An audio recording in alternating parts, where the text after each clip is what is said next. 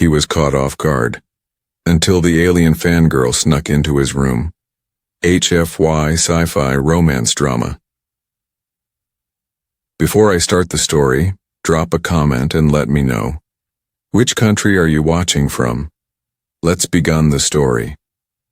Commander Alexander Kael hated crowds almost as much as he hated politics, and tonight gave him both in suffocating measure. The grand amphitheater of Floria stretched in all directions. A massive bowl of blue crystal packed with tens of thousands of alien citizens and dignitaries, their silver hair and sapphire eyes gleaming like a sea of stars under the lights. His medals weighed heavily on his chest, stiff against the formal gray armor he had never wanted to wear, each one clinking like an unwanted reminder of a battle that had killed far too many. 6 weeks ago, Kael had been just another officer commanding a small patrol squad on the fringes of human space. Then the Carvacs came. Their ambush had shattered forward command, left him the senior survivor, and in desperation he'd ordered a maneuver that should have failed, except it hadn't. The enemy 3 times their strength had broken under his counterattack. Some called it genius, he called it survival and luck. But now the brass called him a hero, shipped him across the stars for a goodwill tour, forced to smile and play diplomat. A green-skinned Florian aide buzzed at his side, trembling with excitement. 3 minutes, Commander, Kael muttered, under his breath. Fantastic, just fantastic. He ran a hand through his cropped blonde hair, squared his broad shoulders, and stepped into the light. The roar that greeted him was thunderous, almost physical. Alien voices raised in a cheer that rattled the amphitheater. Thousands rose to their feet. Kael forced a polite smile, striding to the podium. "Thank you," he began, his amplified voice echoing through the crystalline arena. He delivered the speech written for him: unity, courage, alliances, but the words tasted hollow. He almost lost his rhythm when his gaze locked on a single face in the crowd. She was Florian, but unlike the others, she wasn't politely attentive. She was transfixed. Her large sapphire eyes blazed with admiration, lips moving as though she already knew his words by heart. Her silvery blue hair shimmered under the lights, framing features so open, so unguarded it unsettled him. She didn't just look at him, she looked into him through the uniform, past the medals. For a moment, Kael forgot the crowd, forgot the script, and stumbled. The applause at the end thundered regardless, but his thoughts were already elsewhere. Hours later, after endless greetings, Kael finally slipped free of the reception, body aching, patience worn thin. Yet as he walked the shadowed corridors toward his quarters, one image refused to leave him. The woman in the front row, whose eyes had burned with something between devotion and dangerous curiosity. He told himself it was nothing, just a face in the crowd. But deep down, Commander Alexander Kael knew better. The reception dragged on like a slow execution. Kael stood under hanging crystal lights that hummed faintly with alien energy, shaking hand after hand, bowing to officials whose names he instantly forgot, repeating hollow pleasantries that made his jaw ache. Every diplomat wanted a piece of the hero of Carvac's prime. They praised him for bravery, toasted him for cunning, and paraded him like some rare animal. Kael smiled when he had to, nodded when he must, but inside he longed for silence, for the battlefield's clarity where decisions were sharp and survival was the only applause. He was just about to slip toward the exit when a voice broke through. The haze. Commander Kael. He turned and froze. She stood there. The Florian woman from the front row, closer now, close enough for him to see how her skin carried a faint natural luminescence, glowing soft blue in the dim hall. She wore a fitted dark outfit traced with silver lines like constellations, elegant without being gaudy. But it was her eyes, vast sapphire orbs brimming with energy, that pinned him in place. I'm Tyra Lennar, she said, her voice smooth yet urgent, as if she had been waiting her entire life to speak. I studied everything about Carvac's Prime. Your flank maneuver was brilliant. The timing, the misdirection, it shouldn't have been possible, and yet you made it so. Kael blinked, unsettled. No official had mentioned his tactics, not in that detail. The reports were classified. I read patterns, Tyra interrupted, stepping closer. I've dedicated my career to understanding adaptation in alien species. And you, Commander, you adapted where no one else could. Her cheeks flushed darker blue as she spoke, unashamed of the intensity in her words. You saved thousands of lives. I've always dreamed of meeting a real human hero. Heat rose in Kael's face, unexpected and unwelcome. He had stood under fire, had faced down screaming Carvacs, but something in her unfiltered admiration disarmed him more than any enemy charge. He forced a steady voice. I just did my job. Her lips curved into a smile, dazzling and unguarded. You're being modest. Humans are extraordinary. The way you change, endure, bend the universe itself when it tries to break you. It's fascinating. Before Kael could reply, a stiff-faced aide appeared, bowing sharply. Commander, the Florian High Council requests your presence at once.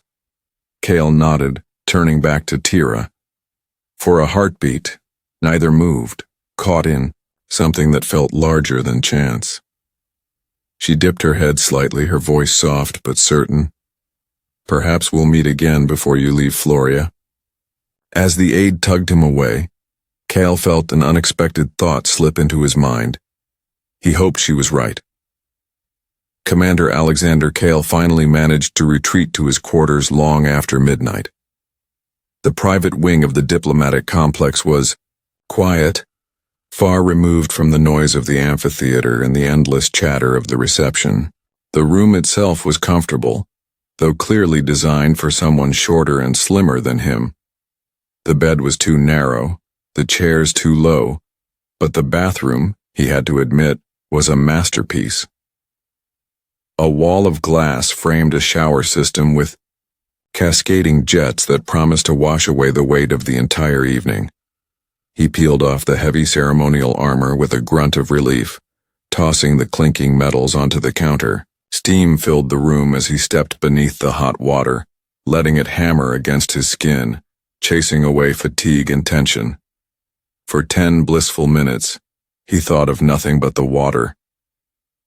When he finally stepped out, he grabbed a towel, wrapping it around his waist as he moved toward the lockers. That was when he heard it. A faint sound, a stifled gasp.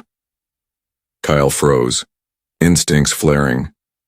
His sidearm was still on the nightstand in the outer room. Slowly, his voice sharpened. Who's there? Silence, then a nervous rustling. From behind the lockers, a figure emerged, small and hesitant. Blue skin glowing faintly, silver blue hair tumbling loose around her shoulders, sapphire eyes wide with embarrassment.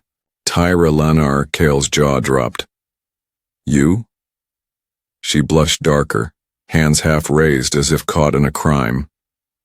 I didn't mean to intrude, Commander. I wanted to see you again. They wouldn't let me pass security, so Her words trailed off as her gaze dropped instinctively toward him. Her eyes widened and she made a strangled squeak. Oh, stars, is that normal for humans? Kael, realizing his towel had slipped dangerously low, snatched it back into place, face burning. Tyra, what the hell are you doing in here? This is a private military suite. You could cause an interstellar incident sneaking in like this. She clapped her hands over her eyes, though he noticed she peeked between her fingers. I know, I'm sorry, I couldn't leave things at the reception. I wanted to speak without the council breathing down our necks. Her voice shrank to a whisper. I've been studying humans for years, Commander, but diagrams and reports aren't the same as as you." Despite his irritation, Kael felt the edge of his anger softening. Her embarrassment was real, her admiration almost childlike in its honesty. He sighed, running a hand through damp hair. "Fine. Just turn around while I put clothes on. Then we'll talk like civilized beings." Tyra spun quickly toward the wall. "Of course, and I promise I won't peek." A pause, then quieter. "Not much anyway." For the first time that day, despite the insanity of it all, Kael almost laughed. By the time Kael stepped back out in standard fatigues, towel exchanged for clothes that finally felt familiar, Tyra was perched on the edge of a chair like a student, awaiting a lecture. Her posture was perfect, hands folded neatly, but her luminous skin pulsed faintly as though betraying her nerves. She looked up the moment he entered, her sapphire eyes wide and unblinking. "So," Kael began, folding his arms, his voice hard, though not unkind. "You want to talk? Let's start with the fact that sneaking into a commander's private suite breaks more rules than I can count. You know how dangerous that is?" "I do," she admitted quickly, her tone earnest. "I'm truly sorry, but I had to. I couldn't just let the chance slip away." Kael frowned, though curiosity tugged at him. "And why is that?" Tyra hesitated, then straightened her shoulders. "Because I'm a xenobiologist. I've studied humans for years, your physiology, your resilience, your culture, and you fascinate me more than any text or image ever could. Meeting you, it's the closest thing to touching a legend." Kael blinked, caught off guard. "You're a scientist?" "The best in my field," she said with surprising confidence. "I've published works on adaptive responses, psychological resilience, comparative anatomy." She flushed darker as she added, "But seeing you just now, I may have let my scientific curiosity get ahead of me." Kael let out a low laugh, shaking his head. "That explains your questions," she winced. "Yes, very unprofessional. In my defense, Florian males don't, well, have quite the same external arrangement. The human design is evolutionarily fascinating." Kael coughed into his hand, feeling his face heat. "Glad I could contribute to science." Her lips curved into a smile, equal parts sheepish and excited. "Thank you for not throwing me out immediately. Most humans would have." "Most humans haven't just been dragged around as a political trophy for weeks," Kael muttered. "Honestly, your bluntness is refreshing." Her glow brightened at that. "That's because Florians value direct honesty. We speak what we feel. Which is why I'll say this. I find you physically attractive, Commander, and intellectually stimulating. The combination is rare," Kael nearly choked. "That's direct." "Is it?" She tilted her head, studying him like another research subject. "Humans hide their feelings behind rituals and games. We don't. When we sense attraction, we acknowledge it. To us, intimacy is not shameful. It's a sacred exchange, a way to truly understand one another." Kael swallowed hard, suddenly hyper-aware of how close she sat, of the faint warmth radiating from her skin. Regulations screamed at him to shut this down, to keep distance. But some deeper part of him, the part that longed for something real in this galaxy of duty and pretense, refused to look away. Kael should have sent her away. Every regulation, every instinct as a soldier told him to keep this woman at arm's length. But instead, when she leaned forward with that spark in her sapphire eyes and whispered, "Let me show you something real, away from these walls," he found himself nodding. A short while later, cloaked beneath the late-night hum of the city, Tyra led him through winding streets toward a small, glowing doorway, half hidden by bioluminescent plants. "This place," she said softly as they entered, welcomes those who don't fit into official channels. Inside, the restaurant was dim and warm, its tables adapted for a dozen species, each glowing softly with translation panels. Mixed couples spoke in low voices, laughter and whispers echoing beneath a canopy of living silver vines. Kael glanced around, raising a brow. Not all of this is diplomatic talk. Tyra's lips curved. No. But it is cultural exchange. The way she lingered on those words made heat crawl into his chest. They settled into a booth tucked into the corner, menus flickering to Earth standard at his touch. She pointed eagerly. Try the root stew, modified for human palate, but still authentically Florian. He nodded, trusting her, and when the bowl arrived, its earthy sweet aroma surprised him. One bite and his tension eased despite himself. This is actually good. Her face lit up as though he'd given her a gift. Sharing food is a bonding ritual among us. I hoped you'd enjoy it. They ate in companionable silence for a moment until she set her spoon down, leaning closer, her hair catching the soft light. I've studied your people's courtship rituals. They seem unnecessarily complicated. So much circling, so many unspoken words. Why? Kael gave a half smile. Because we're cautious, we don't just dive in. Tyra tilted her head, eyes fixed on his. And if you did? He met her gaze, steady now. Then it would look like this. The space between them vanished in a heartbeat. Their lips brushed first, tentative, then pressed more firmly. Her mouth was cooler than he expected, but the sensation jolted through him electric. Tyra made a small sound, half surprise, half pleasure, before pulling back just far enough to whisper, breath quick. Human lips. So many nerve endings. Intoxicating. Kael's pulse hammered. He couldn't stop the smile tugging at his mouth. That was a test? A hypothesis, she murmured, already leaning close again. And I'd like more data. The second kiss was no experiment. It was a choice. By the time they left the restaurant, the streets of the Florian capital were hushed, the air alive with soft, bioluminescent glows from flowering vines that trailed across the buildings. Tyra walked at his side, her silver blue hair catching every glimmer of light, her hand brushing his more than once until finally she laced her slender fingers through his without hesitation. Kael should have pulled away, but instead, he let her lead him, the warmth of her skin oddly grounding. They stopped before a tall crystalline spire, its windows lit with shifting hues. My quarters, she said softly, a mischievous smile tugging her lips. Safer than sneaking into yours again.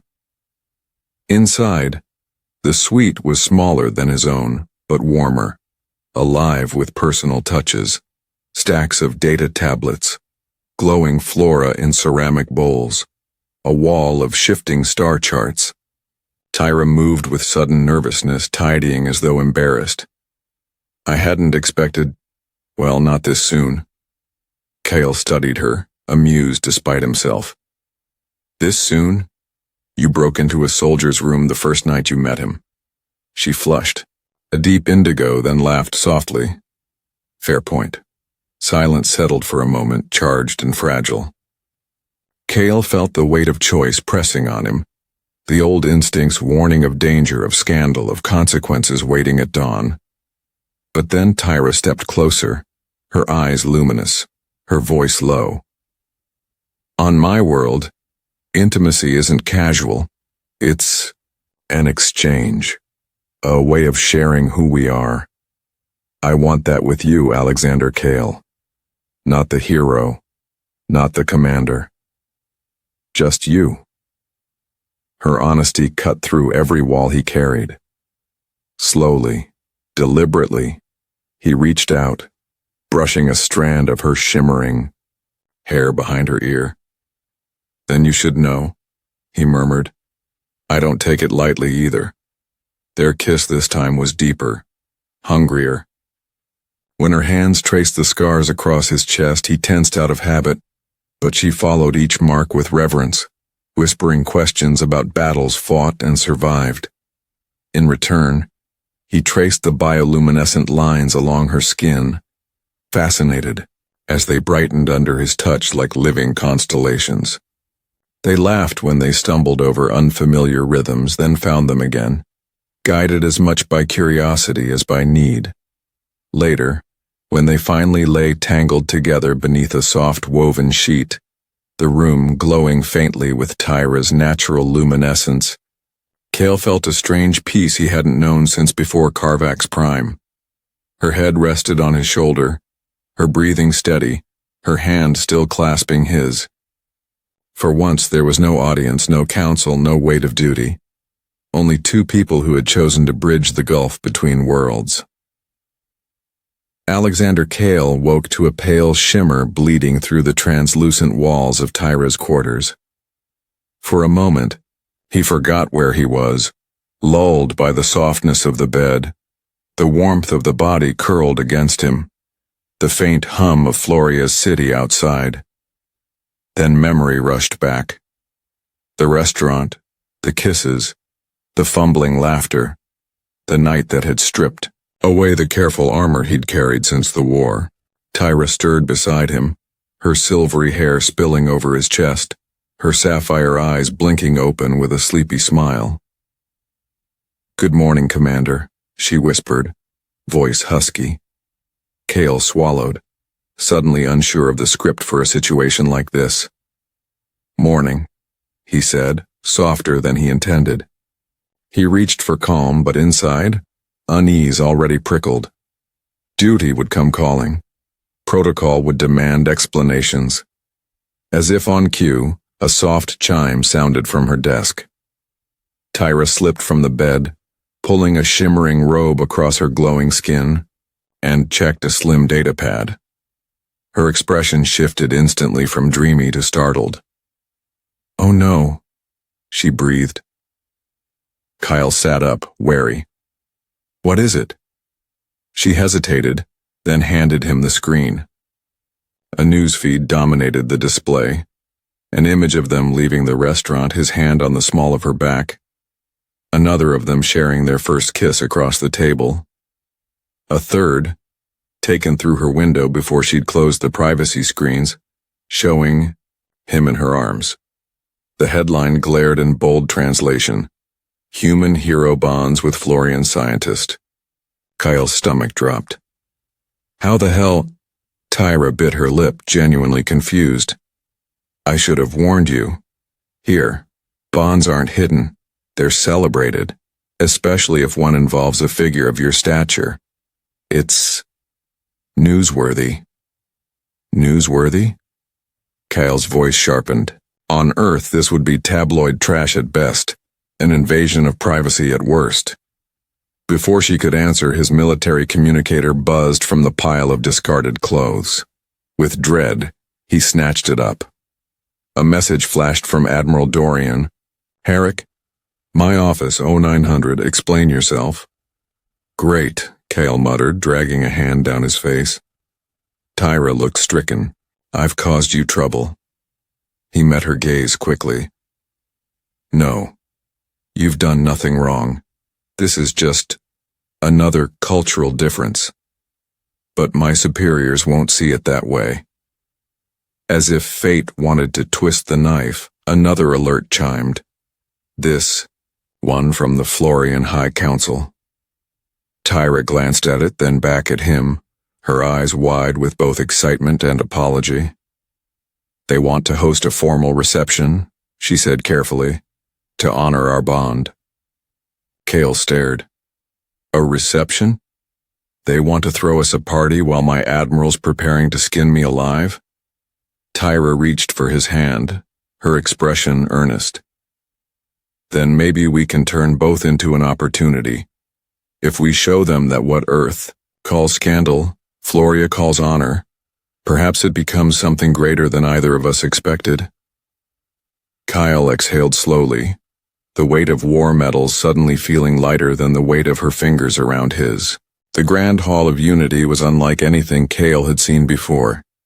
A soaring cathedral of translucent stone, glowing from within as if the building itself were alive.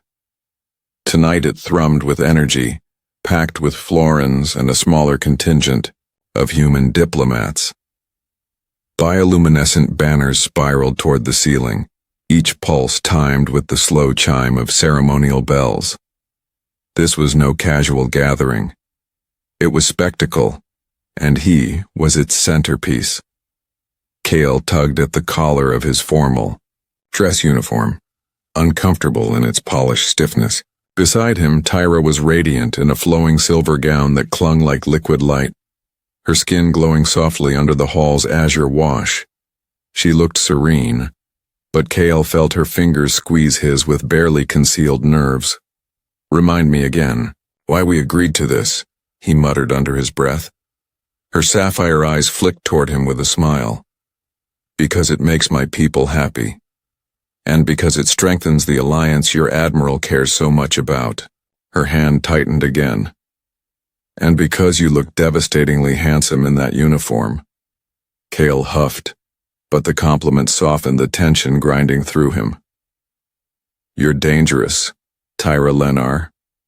Before she could reply, Admiral Herrick approached, his silver hair gleaming under the lights, his expression caught between duty and something gentler. "Commander, Doctor, quite the crowd for your big day." "Sir," Kael said stiffly. Tyra dipped her head respectfully. Herrick's gaze softened. "Nurala would have loved this," he murmured half to himself, then straightened. "Remember, you're representing Earth as much as yourself." The bells deepened, signaling the start, but before the officiants could begin, a murmur spread like a crack of thunder across the hall. The great entrance doors parted, and an imposing delegation strode through. Tall reptilian figures armored in bronze and crimson, their scaled hides glinting like blades. Carvacs. The hall tensed.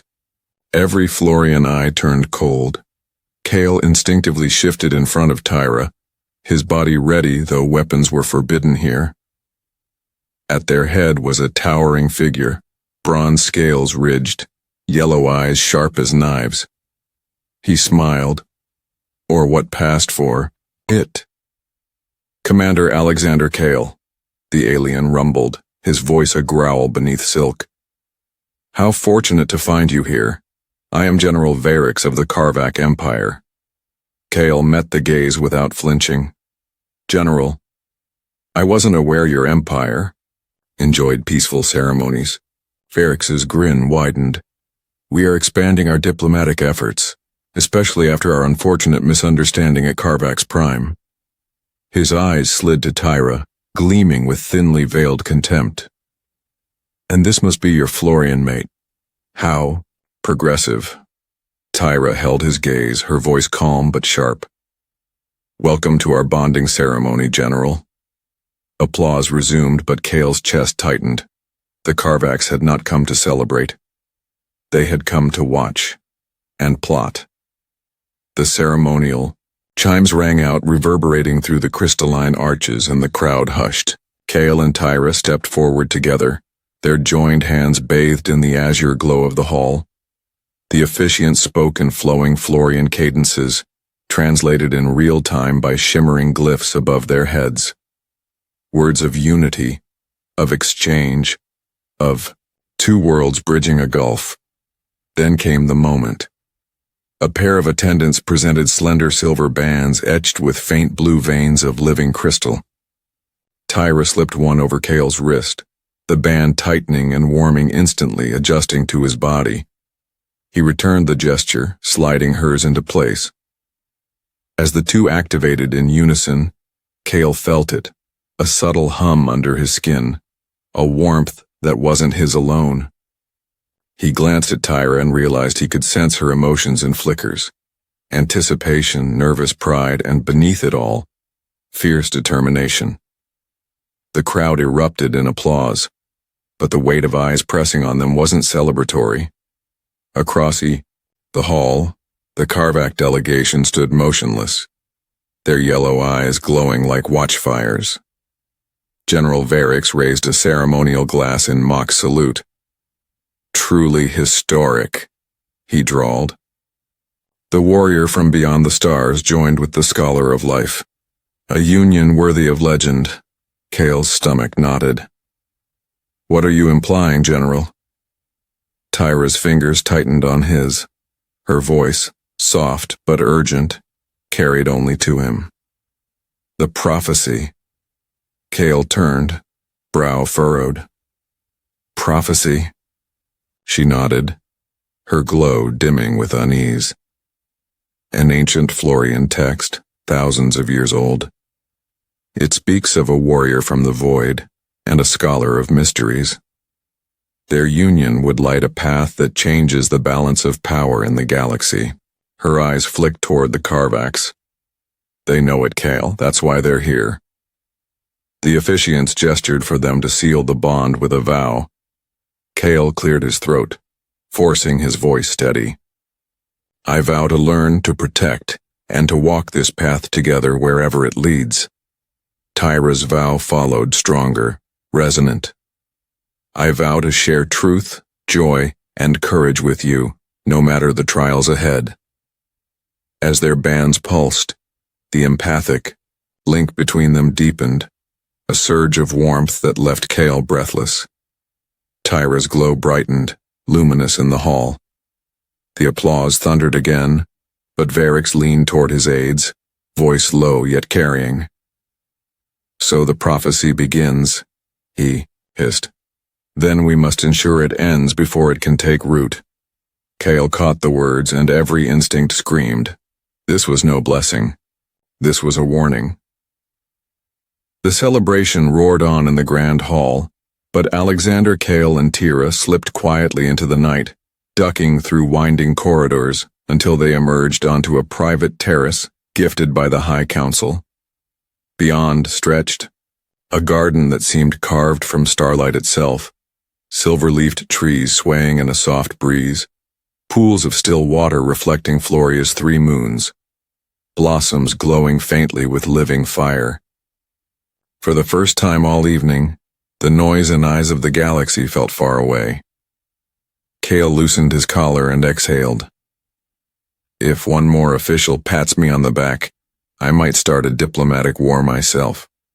Tyra laughed softly, curling against his side as they walked along a path lit by glowing vines. Yet even as her glow shimmered with contentment, Kael felt something else through the empathic band. Worry, sharp beneath the calm. He slowed, turning to face her. "You're still thinking about the Carvacs." Her eyes darkened. "General, Varix didn't come to watch. He came to threaten.